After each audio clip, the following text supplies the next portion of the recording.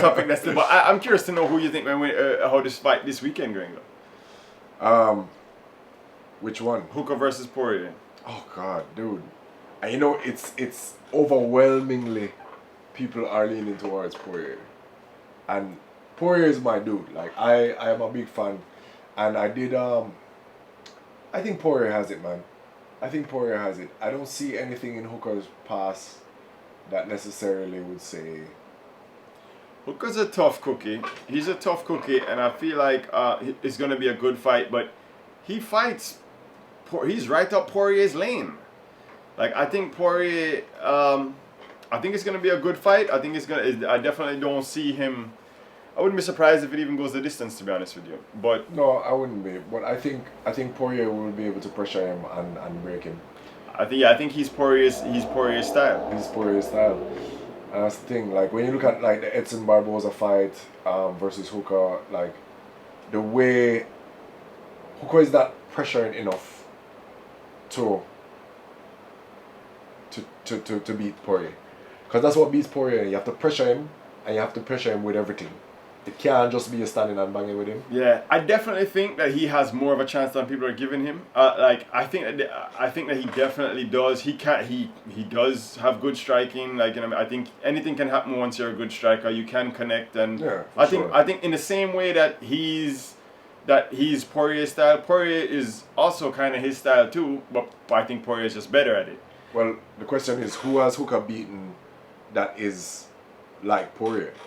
Well, I mean, I feel like Felder is gonna fight. He's gonna fight him the same way Felder fought him. It's gonna be stand and bang and.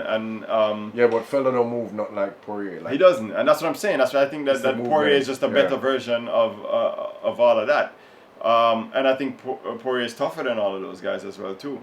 Mm-hmm. So I definitely don't think Dan is gonna win, but I wouldn't be surprised if he did. To be honest with you, the right punch can connect there, and you know what I mean. But I mean. Yeah, that goes without saying. Like we always kind of know that, you know, especially at. But more so in their case though, more so in their case because their styles lend to that. Their styles lend to that, and Dan is not top 5 for no reason. No. You know what I mean? So I definitely think it's more interesting of a fight than people think, but I think Dustin will pull through, or I hope he will at least. So you look at some of these wins. Paul Felder, like you mentioned, which was a really good fight. Al Quinto. James Vick, a tall guy. Yeah, James Vick is whatever. I don't rate Vick. I don't like him either. Gilbert Burns. He beat Gilbert Burns? I didn't even know that. I didn't know that. How? He knocked him out. He knocked him in out? round 1.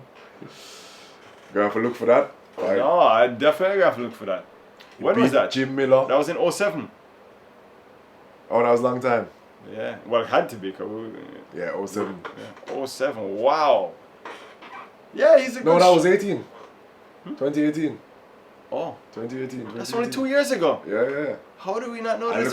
Look at Gilbert Burns now, fighting for the title. For the middleweight title. Who you think has that? Sorry, welterweight title. Who do you think gets that? Boy, I think Usman. Yo, Well, here's the problem. I don't know. I have to think about it some more. Cause Usman's pressure is not the same when his wrestling isn't as much of a threat. Gilbert Burns. Yo, I was about to say that I feel like Gilbert Burns knows him well through training. He knows why he's so confident. He could have easily said, yo, I want one more fight before the title, or I want to build up to... He feels like he's ready now. And I don't know. There's a strange part to me. Gilbert should be. He should be confident. Because, I mean, he has that incredible jiu-jitsu game. His striking is looking very crisp. good. Very good. And to beat Ting there as dominantly as he did was crazy. But I feel like momentum is on his side. Nah, bro. I feel like the more I think about it, I think Usman overwhelms him with volume. I think Usman is able to I don't see it. keep distance and volume. I think experience as is much what as he Usman is needs going to to. use Yeah. to pull the edge over Yeah. him. I don't think volume. I don't think he's going to be able to out volume this guy. I think this guy has incredible cardio based on what he did with Tyron. He didn't even look tired at the end of that fight, No. and he was so busy. Yeah, but Tyron didn't give him anything to do. No. Tyron gave him nothing to worry about, No, nothing. but there must be a reason why he didn't. He was feeling that power. Yeah, I feel like there's a reason he folded up. And I don't know. Let's see. It's a very interesting fight. True But that. but I think that I'm gonna go out on a limb here, and I think I'm gonna go with Burns Yeah.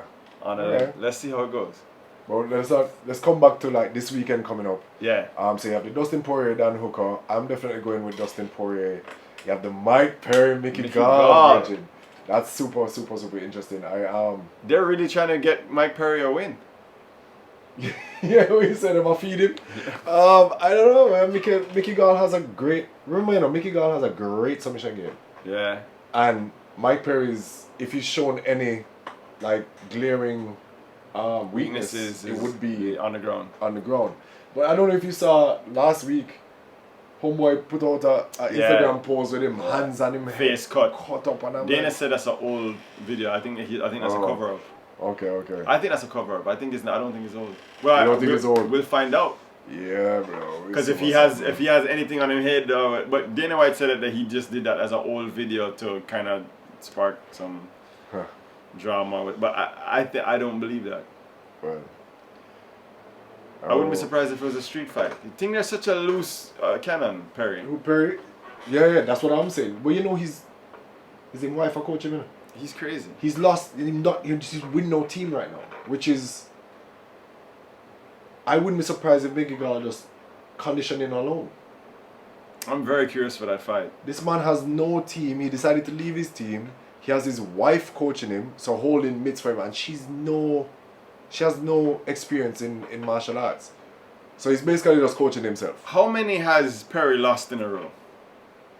Oh, that's a good question. Let's see.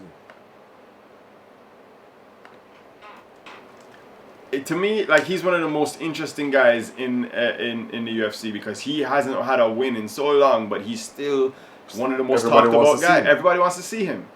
Yeah, and rightfully so. He's entertaining as fuck. Like, you can't get around how entertaining this man is. Grappling, bro. He beat Al Alcorta in grappling.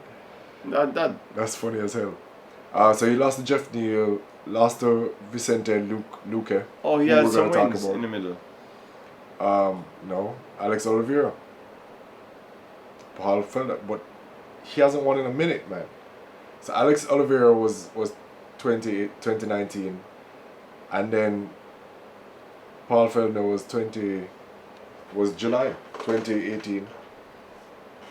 Oh, He's had a rough go recently. he was looking really nice for a minute there, and then Yeah, when him just start. when he just started, and he hits. His first loss was Alan Juba. I didn't see that one. Yeah. Ponzinibbio, that's the one I remember. Mm-hmm. And then Griffin. But then, yeah, so that's gonna be fun. It's gonna be fun, and I mean, I'm not gonna go into a total breakdown of this week's card. I think some honorable mentions. I mentioned already last week. What I think about is gonna happen this week, so I'll post that out.